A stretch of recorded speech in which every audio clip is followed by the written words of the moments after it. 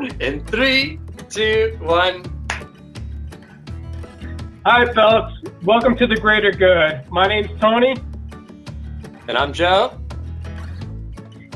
And this is the channel where we come up with creative ideas, thoughts, and share suggestions and advice to help people improve their lives and join in becoming part of the greater good. Let's dive in.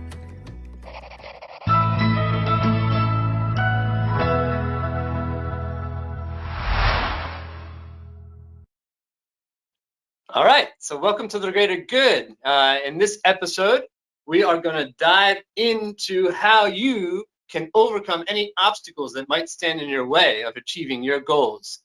Last episode, we kind of broke down what the greater good is. We talked about what our own greater good is and why it's important to even try to find the greater good. You can look at the episode and you can see it's really good. However, I know from personal experience that I have attempted to kind of get on a better path and knock out some of these bad behaviors that I have and kind of work towards my greater good. But ultimately, I end up getting derailed or before I even get started. So, Tony, we're going to talk about that today. What are, in your opinion, are some common obstacles that people might encounter, maybe be prepared for? Let's talk about what those obstacles are, and then maybe we can discuss our thoughts of how we can prepare for those obstacles, okay? Yeah. So when I was doing the homework, I wrote down ways to overcome the obstacles, but I didn't really think about because I was perceiving it like everybody has different obstacles to overcome. Like based on who you are, you kind of will foresee different obstacles that might arise. So it was like I was keeping it general, but some like basic obstacles that come up is the key one where people talk, I don't have time, I'm too busy. Some other obstacles that I think is one of the biggest ones that I encounter a lot is that the A.N.T, the ants, right? The automatic negative thinking system kicks in, and it's like, I can't do this, I can't do this, I can't do this. And having ways to block that out. So I kind of went like, all right, how can you be ready for the obstacles and steps to adjust and restructure everything. The one thing I first wrote is like, you have to first acknowledge that when you are making adjustments in your life, there's inevitably going to be obstacles. Like, I think very few people never run into any challenges. So acknowledging, like, all right, I will experience this challenge, like kind of like ahead of time, like there will be challenges on this path. There will be some hurdles I gotta hop. How can what's some action steps that when these do arise, I can get past them? Before I get into those, did you have any other obstacles, like general obstacles, like the negative thinking or anything like that you think other people experience? Yeah, I agree with you completely that the people's obstacles are going to be personal. Everybody has their own thing that kind of really gets to them or gets in their way of achieving their ultimate self. And I also agree with you that whenever you're trying to make a great change, resistance is inevitable. You have inertia. You've been in a kind of an idle state or even a kind of a rolling backward state. And to change that momentum is going to take a big push. Your body doesn't want to change what you're used to, right? Maybe your mind doesn't want to change. You kind of built this warm cocoon around yourself. So yeah, obstacles are inevitable. And that's why it's so important that here at the beginning that we anticipate them and that we plan for them. A couple common themes that I find creep up, at least in my own opinion, and I can kind of anticipate come from for other people, is the allure of distractions. Like, kind of, we've surrounded ourselves with lots of things that that our brain is now hooked into, and we allow ourselves to indulge in those distractions, and we get those drops of dopamine every day. And what we're kind of asking you to do towards moving towards your greater good, and what I think that you would want to do, almost requires to get rid of a lot of these distractions, to focus on what's truly important. But those allures aren't going to disappear just because we mentally will them to be. So I think that that's going to be something that we should anticipate. We should make note of what things are calling for our attention when we're in an idle state, when we're waiting, when we're, like, even going to the toilet or waiting for a bus or whatever. What's nagging at us? What distractions are surrounded in our house and our work environment? Another thing you kind of mentioned already is was feelings of self-worth or worthlessness, worthiness almost. Am I worthy enough to be a better person? Sometimes people don't feel like they deserve it, or they tell themselves that they don't deserve it, and then that's an easy cop out, so that they don't have to they don't have to achieve it. I'm gonna be great, but later. Right? Let me interject one quote that I wrote, like, man, this is like a long time ago, probably like 6 years now. Is I had a moment of inspiration, and I wrote down that quote saying that the worst mistake you can make in your life is believing that you are not worthy of greatness. And I have since switched it, because I'm trying to reduce significantly the amount of negative words I use in my speech and in my writing. So I changed it to be, the best decision you can make in your life is truly believing that you are worthy of greatness.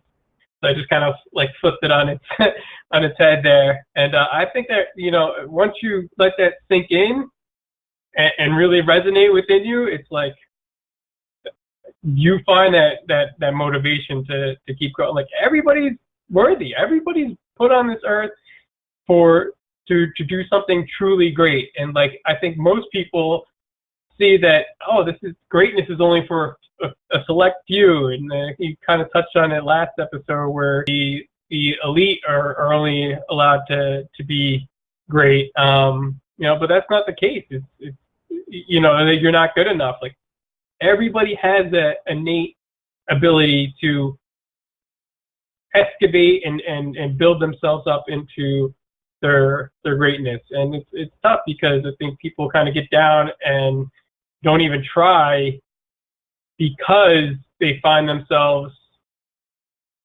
in a negative thought pattern, and they find themselves confused on what their greatness is. Like, I'm not that great at basketball. I'm not that great at art. I'm not that great at music. It's like, well, those are just a handful of things in this vast amount. Like, people, people are like the greatest mom. Like, that's one thing that you got to find. It's like, how do I discover where I want to go and where I want to grow? That's kind of part of what we're doing here, is like helping people get there and helping them discover. And it's really taking action helps you to find what it is. You sit there and you try and think what's my purpose? Where am I supposed to do? And it's like, think about something and try it. Maybe it is, maybe it isn't. Maybe you do become great at whatever that thing is, or maybe you discover that whatever that thing is not. It's just a side passion. Then you go back to the drawing board. So it's moving and taking action is only going to help you to find that where it lies. Doing nothing is going to continue the process of not being able to look inside. Yeah, I think that's very powerful, and I think a lot of people, That was a powerful quote. The best decision you can make in your life is truly believing that you are worthy of greatness. Yeah, I agree with you. And from my own personal experiences, I kind of have almost like a similar thing where I know that I'm destined for greatness, or I feel like I'm destined for greatness, but I just keep putting it off, like, oh, I'm not ready yet, or not yet. And then you kind of get like, I have a big fear of wasting time. Ironically, I don't want to invest in something to find out that I'm not great in it. But by doing nothing, you're never going to achieve anything, right? So it's like that's a good point. I think that moving and just trying hard, failing fast, learning and recalibrating. This is a lot of the tips and tricks that we're going to be discussing and developing, hopefully over the course of our lifetime here on the Greater Good, right? So yeah, there's lots of avenues that we can go down here, and this is what we're doing. We're getting the ball rolling. We're developing momentum in a positive state, and that can just snowball, right? Get more people on board. So yeah, that's a big step, and I think that people feel self-worth, and we can't ignore that is something that gets in the people's way. So it's one thing to tell people, just do it, just choose something. You can find something to be the greatest at, and then people are just sitting there thinking, well, I'm not great at anything, right?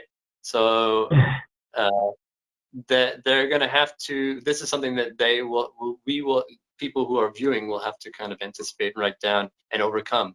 They'll have to be aware. Once you're aware of the thoughts, you can recognize them when they start to creep in, and you can kind of cut them off from the beginning. So I think that's very powerful. I'll just quickly go through a couple other ones that I wrote down. We don't have to go through everything, but there's an eclectic mix here. The next one's pretty powerful and is going to be a video in its own right, I think, at one point. But toxic people or draining encounters, I think, can often derail you. So you kind of like wake up this morning and you're like, today's going to be the day. Today's going to be the day. I'm going to be the better me. You get up, you get your running shoes on, you go and you're exercising, you're having a great day, and it's happening. You're building that momentum, and then bam, you hit a wall. You hit somebody who just tears you down and deflates you and takes you out. So I think that that's something that we're really going to have to kind of be aware of. Sometimes there is unexpected real tragedy and real loss, a death of a family member or an accident, something that is unforeseen and that can derail you. Sometimes our destructive habits take over. This is very similar to the allure of distractions, but we do have habits.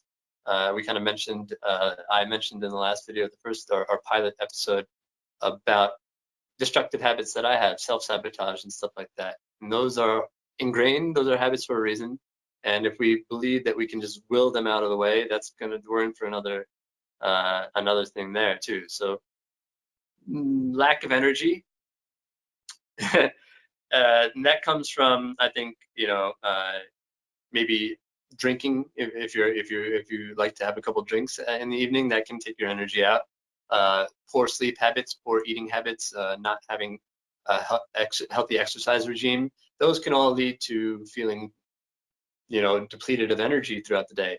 But this is what I call a catch-22 of motivation, because I think to get on a better sleep cycle, or to get into a good exercise cycle, or in a better eating habit, takes willpower, takes motivation, what we're kind of trying to start here. But in order to have that willpower and that motivation, you kind of need a healthy sleep habit or an exercise regime. So you need to find out where you can jump in to get that ball rolling. But you can't will yourself to be a better person if you don't have enough energy. And then the last couple ones: avoidance, procrastination, the weather. It could be something something as simple as the weather. You can blame it on the weather, right? Or lack of interest. Maybe you said, I want to be the best rugby player in the world, but if you go into it and you have no interest in it, you have to kind of recognize that that's not, you can't just will yourself to get through these things. And then another thing that's just kind of similar but different to the toxic people or the draining encounters is when you have differing dreams or goals from the people in your immediate circle, I think, like your family members or your friends. So if you see the world one way and they see it a different way, and you're kind of on divergent paths, that can kind of cause rifts and confusion. So yeah, these are just a eclectic handful of obstacles that I kind of foresaw.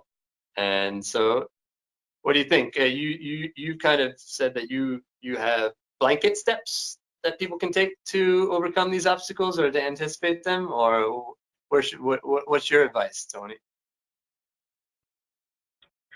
Yeah, so I mean, I think that all the ones you mentioned are probably more common for most people than that are not. You know, if you have others that you're thinking of, please share in the comments. You know, and we can touch on those. But yeah, I mean, I read a quote recently by Muhammad Ali, and he said, "I hated my training, every second of it, but I stuck with it. I knew putting in the effort, I would become the greatest." You know, I mean, probably the words are off a little bit, but that's about the gist of the quote there. So you know, training is not. Nobody likes training, but you train how you practice how you perform. You know, that's how it works out for pretty much anything. You know, so it's like it's gonna be tough. It's gonna be like, oh, why am I doing this? What is the point here? But like Ali said, you put it in. You stick through that gut. You keep going. And for me, I try to find the joys of, you know, putting in the effort. You know, even like the every little day things, like developing habits. Like I'm creating habits, and now for the future, like knowing that helps me to get past that struggle to, you know, want to go back to the old you, so to speak. But yeah, so I kind of came up with a little how to prepare, you know, when the obstacles came up. And like I mentioned, you first want to acknowledge, like, there is going to be obstacles that arise. So I wrote out, like, you want to make a tackle plan. Like, how am I going to tackle these in advance? And you know, that way you're ready for them. Like your plan of action there. You know, list the things that you can do when an obstacle does arise. Some examples that I find help are initially pause. Like, whatever thing happens, whatever you find as an obstacle, just pause for 30 seconds to a minute and don't think about it. Don't just, like, a step back. Here's the obstacle. Here's me. I'm removing myself from it. Don't let my mind go too crazy with what just happened. You know, because every level of obstacle is different. Like, some are just like, oh my God, what am I gonna do? And others like, I can hop over this little hurdle. Deep breathing. Take a couple deep breaths. You know, to let your mind reshape, refocus, and then think of a way to reframe the obstacle. Right? You want to get better shape, and you break a leg, or you break your arm, or you sprain an ankle. Like, all right, now you can't get out. Like, that might put you in a bad state of mind. Like, but how can you reframe that? Like, how can you sit there and like, oh, I'm out for 6 weeks with a sprained ankle. Like, what if I'm done with my, improving my physical body. I can now have more time to do mental, improvement. Like, look for creative ways to exercise the other parts of your body that aren't injured to increase the blood flow and the strength and endurance there. Read books. You have the time you were gonna spend on exercising, take on reading books. Like, reframe it into a positive outcome. Because there's always a way to reframe. Always a way to reframe. Whatever it is, as long as you tell your brain, ask your brain the question, how can I reframe this? And let your brain come up with ideas. It might not happen right away, but just keep asking your brain. And then ultimately, I put as the last part of that first tackle plan was trust. Just trust in that it will work out for you. Trust that, keep the words in your mind, I can. and trust in that I can. Again, allow your brain and your body to sync with that I can attitude. No matter what happens, I can. I will get through this. I will push past that obstacle. Step 2 in this was keeping out of the negative thinking and reinforcing the positive. So it kind of like ties in with step 1 a little bit, but automatically, the negative thoughts want to take charge. And it's like they're just every day you're probably going to get, for every one positive, you're going to get 30, 40 negative thoughts popping in your head. It's telling you quit, telling you, this isn't right, telling you, you can't do it. But just staying in that positive mindset and refocusing and kind of stopping whenever those negative thoughts arise. Basically, like, yeah, you're okay, but get out of here.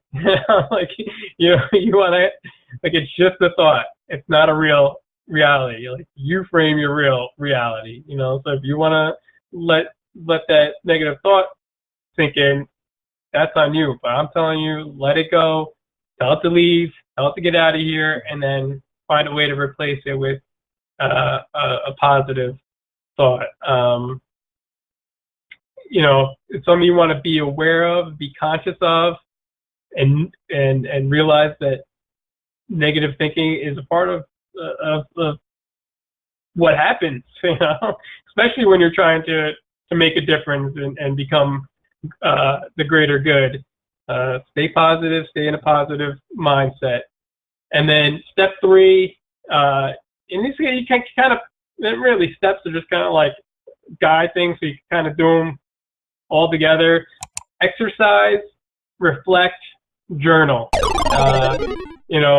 Positive movement helps heal and clear the mind, and journaling and reflection help to create that positive cycle and push you forward.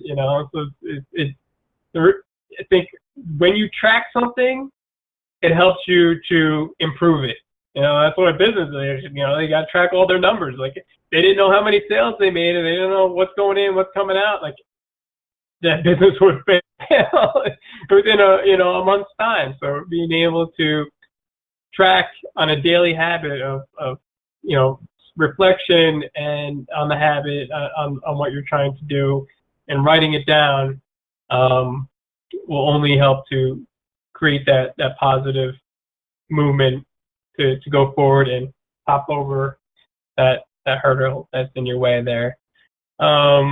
Yeah, that's pretty much what I had come up with. Is like, I wanted to keep it simple. I know I was a little, like, threw a lot at you there, but I just, like, 3 things that you could really do. So it was like, make the plan, be aware that this, things are going to come up. Make the plan of action ahead of time for yourself. Stay out of the negative thinking, exercise, reflect, journal. Do you have anything to add, Joe, or what do you think on those? No, I think that's pretty amazing. I really liked what you said about take a minute when you see the obstacle and ask your brain to reframe it, and let your brain do that. That was pretty that was like a eye-opening moment for me. Sometimes, like, you think that you have to control everything and that you have to think your way through it, and you don't give over control to your mind, right? So letting your brain just, like, find the ways. Your brain's pretty amazing, and this actually ties into kind of my thoughts about what I wrote about obstacles. We'll get into that in a minute, but I do want to address some of the topics that you brought up, because I do think that they can be very helpful. Your first step about planning. This is why we're doing this video right here. You can't think that you're going to change your life and not meet any resistance. We talked about that already. And a good way to do it is to plan. So I would suggest to anybody who's viewing that's following us on this journey and wants to change their lives, is take a pen and a paper and do what I did. Kind of write down any of the obstacles that they can see might get in the way, right? And maybe even come up with some plans. Like, for example, maybe you want to start running, right? And you're going to get running, and you have a business trip or a vacation coming up next month. And it's highly likely that you might get into a good habit of running and start running, and then you go on this holiday, and then what happens? You don't run for a couple of days. When you come back, you might not even pick it up again. So that's an obstacle, right? So what can you do? Why don't bring your shoes with you on the holiday? Check into a hotel that has a treadmill, and just wake up a little bit early and keep running on the treadmill if you can't run outside, the weather's bad. That way you keep that cycle going. But if you didn't plan for that, it could easily derail you, right? So this is why planning is so important, writing things down and foreseeing things, right? I thought that addressing the negative thoughts is important, because they do creep in. They are there as a force of habit, and they do keep us down. They're there. We should recognize that they are there to protect us in a way. Biologically, they're trying to keep us from change, anything that might be harmful. Running is harmful. If that's something, to keep with that example, your brain's going to say it's cold, it's wet, you're not fast enough. That's just ways to keep you in the nice, safe, warm bed, right? And comfort. So you can recognize that those negative thoughts for what they are, and they're designed to be your best buddy in a way. Your brain trying to say, no, you want to stay comfortable. And once you recognize them, you can say thank you, and you can appreciate that. But this is actually better for me. So yeah, being aware, writing down your whatever you think is going to get in the way, and being aware of your self-narrative, and reframing it in a way that can help you. About the third point, this is something that we'll talk about in a little bit. I find it difficult when you're starting to get into new habits, and this is maybe something we can discuss in a future video. Should you do it incrementally, or should you just do it like in a block? Okay, I'm going to change my life, so that includes sleeping better, eating better, exercising, the whole 9 yards. Or should be like, I'm going to change my life, I'm going to start with sleeping better, and then once I get that down pat, I'm going to introduce the exercise, or cut out the drinking, or whatever it is. You know what I mean? So we can talk about that later, okay? But what do you think? It's always better to break it down into steps and start on a smaller scale. Most people quit when they try and take everything on. It's like it just seems insurmountable to them. Like one of the examples, I think it's in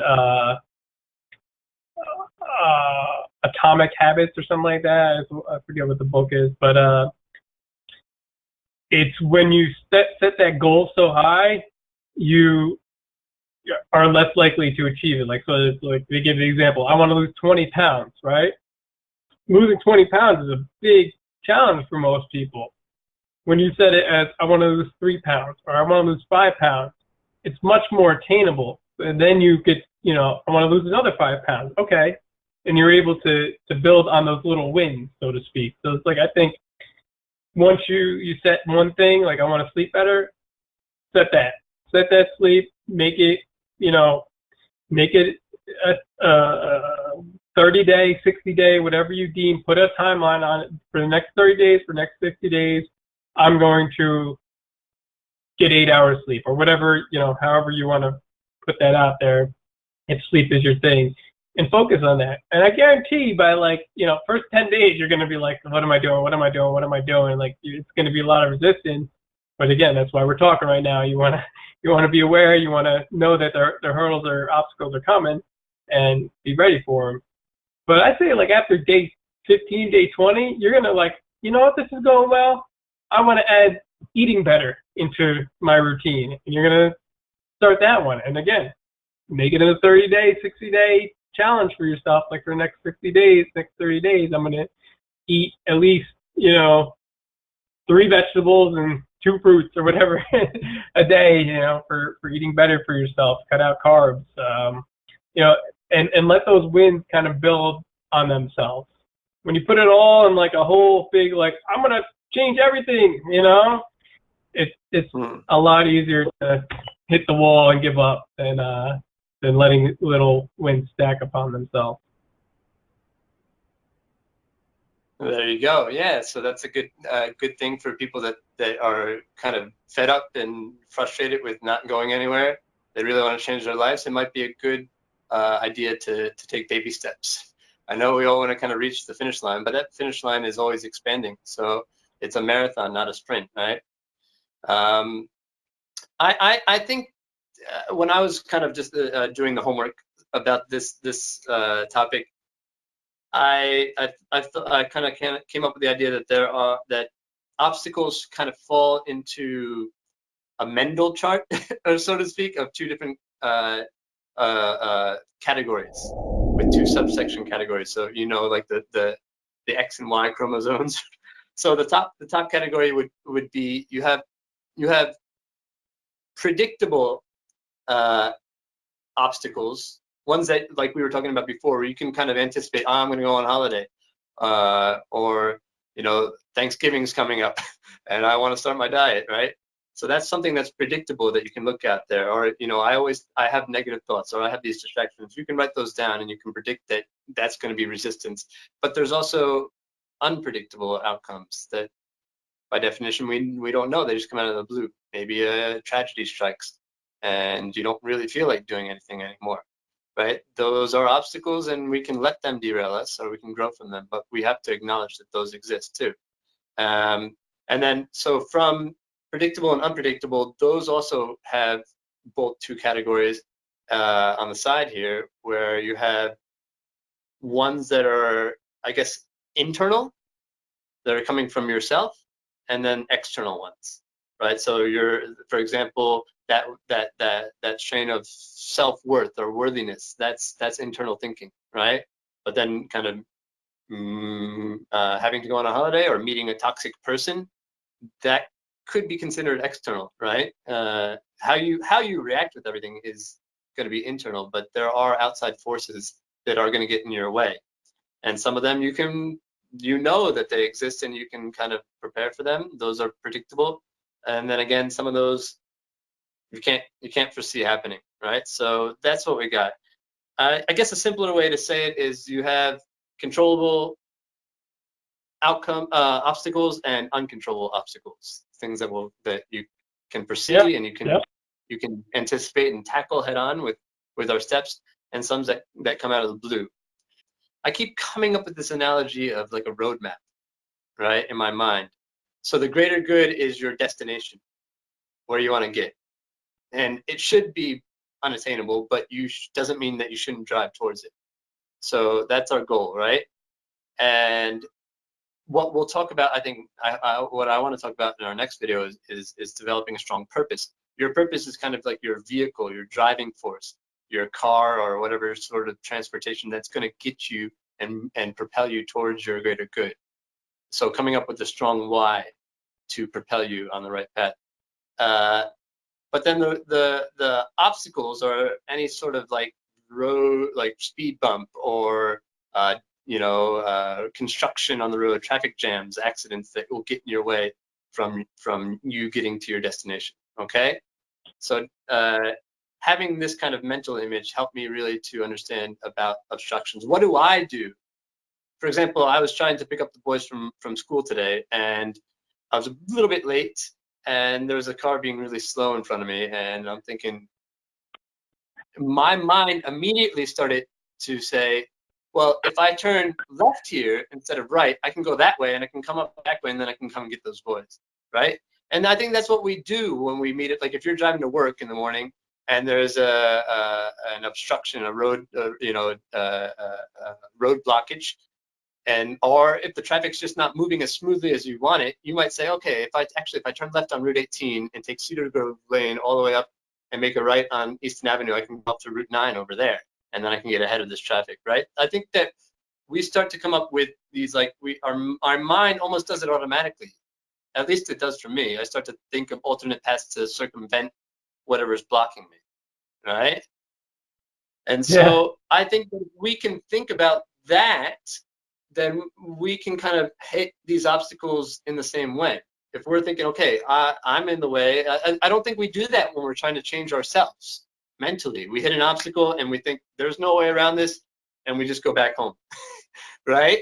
Why, if we prepare for it and we're familiar enough with these obstacles and with our destination and how we're going to get there, we can start to think of, okay, well, this is a path, but how can I turn it into an opportunity, like you said? How can I kind of reframe this or find a way around this? You know, some obstacles you can't get through. Some are speed bumps, and we're making a mountain out of a molehill. We can get over them, right? So I think that for the controllable ones, I think that getting around those comes with like familiarity, right? I know my city and I know the different paths and the back roads, so I know if there's a roadblock, how to get around it. So if you're at work, you do that. If you're going to work and there's a roadblock, you can get around it. But what if you say you go to a new city and you start work and there's traffic, there's an accident that's blocked up and you're on your path? What do? You don't have that mental network of the different roads, right? So what do? You turn on the radio, you sit back and you say, well, I just have to wait in this traffic. I'm on my path to my destination. I might be late, but I'm going to get there, and I can tell my boss that there's traffic. He probably knows. And you kind of, once you overcome to that, then I think that you start to relax and enjoy it. At least me, like once I kind of decide, well, there's nothing else I can do, and I give up that control, that sense of control that I need, then I actually say, okay, I'll relax. I'll start to find like a nice podcast, maybe the Twin Thoughts podcast, and I start listening to that, and I just wait. Because eventually, I know eventually that obstruction will be out, or somebody will come up and detour me and I'll get to my destination. So I think that those are two things that we need to consider. There's two ways that we can combat obstacles that get in our way. We can either get a more complete understanding of knowledge, and we can do that by writing down, anticipating these obstacles, seeing why they happen, looking at various routes. Or we can understand that we are on the path, and we might not make it at the rate that we want to, but we're getting there. And so these obstacles aren't going to deter us from that.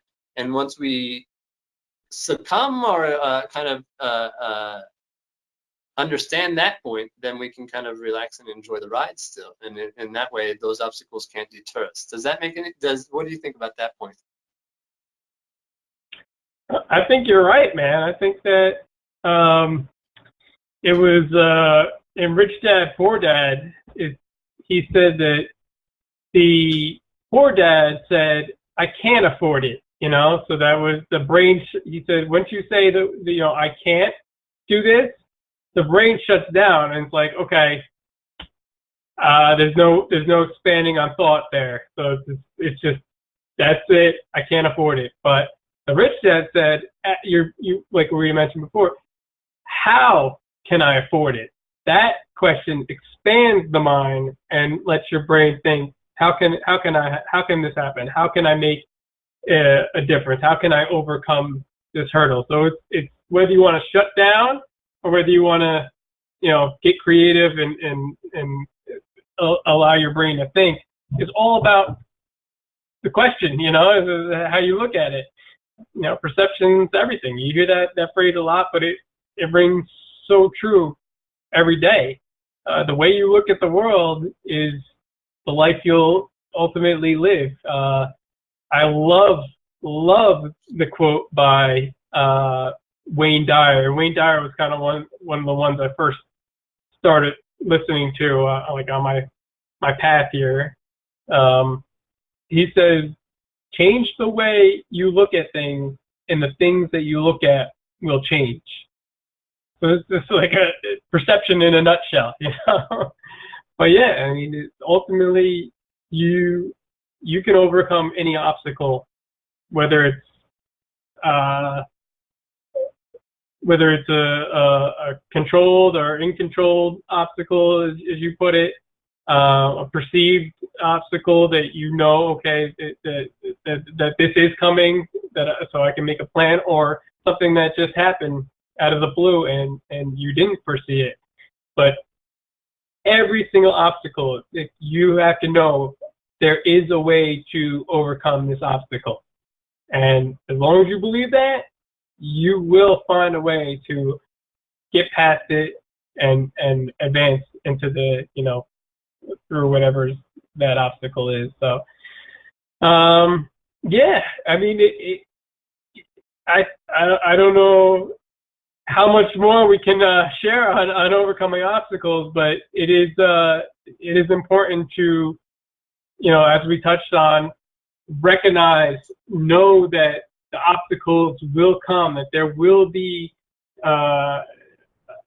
something that you have to jump over. And probably the further you go on the path, the more obstacles there will be. That's, that's just kind of how things go there. Taking a step back, removing yourself from that obstacle, allowing your mind to think, giving that maybe write it down. How can I overcome this? And don't be quick to try and put pen to paper and solve it. Actually, like, reflect and allow your mind to come up with the answer. Maybe you sleep on it. And a lot of people sleep on it and think of, like, in the morning what your mind does through that process, and then think about it. When you're trying to, like, hop over that obstacle so quick, you're probably going to trip, and you're going to feel worse. So you just made it a little bit worse. So it's yes, you want to trust that you can overcome the obstacle, but you want to also allow that space for a true solution to arise. Don't be hungry to get past it as soon as possible because it is the pain. Like, yes, pain is part of it. Pain is part of the process. So sit with it and really reflect. Like, don't just write the first thing and think that that's the solution. Think of a few things and sit on it for a little bit, and then come up with those action steps to allow yourself to push past it. So, one of the things, just as a side note, when an obstacle does come up or something that starts to creep in there, like you're on a diet and then, the ice cream's there or the piece of cake's there, is what I heard recently is sit with it for 10 minutes. So sit with that desire, like allow yourself to think about that thought, like, yes, I really want that piece of cake. I really want that piece of cake. Like, and don't give it, like, set a timer, do whatever you need, think about it for 10 minutes if you want. And then after that 10 minutes, most of the time, you're already thought, like, if that thought's gone, you moved on to something else. But after 10 minutes, if you still want that piece of cake, then have that piece of cake. It's not the end of the world, but give yourself that space, and you'll find, I think, more frequently that you less and less want that. But when you just give into that initial, I want that piece of cake, and you try and resist it for a minute or two, you're most likely gonna have that piece of cake, or you're gonna feel like you deprived yourself of a spark of joy for that moment. But once you give yourself 10 minutes and just think about it, it's like, all right, I passed, I moved on now. I've been thinking about it a lot, and it came up recently that I thought this quote, know thyself. I think it was Socrates, but I think Socrates only got us a third of the way there. And when I say that, it's know thyself. Okay, so these obstacles, that there's things that are your personal habits that are going to kind of derail you. You know that you know who you are at your core. Knowing thyself is 1/3 of the way there. So then after knowing yourself, you have to control yourself, right? And I don't mean like resist all that temptation. It's control every moment. Control your negative thoughts.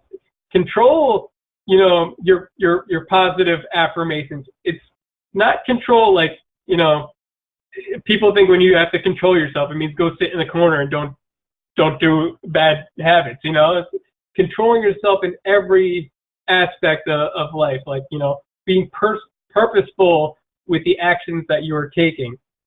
So that's only 2/3 of the way there. And the last one is you want to grow yourself.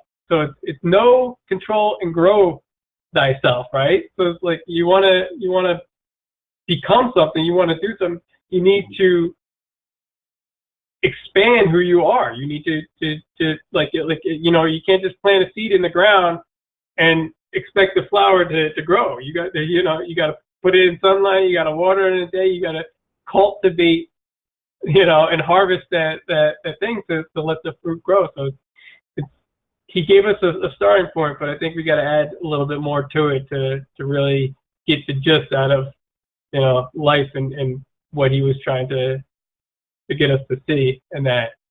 So that's just my little side note on that. Do you have any closing statements, Joe, before we kind of wrap this episode up for the day? Yeah, no, I think that's I like it. Know, control, grow.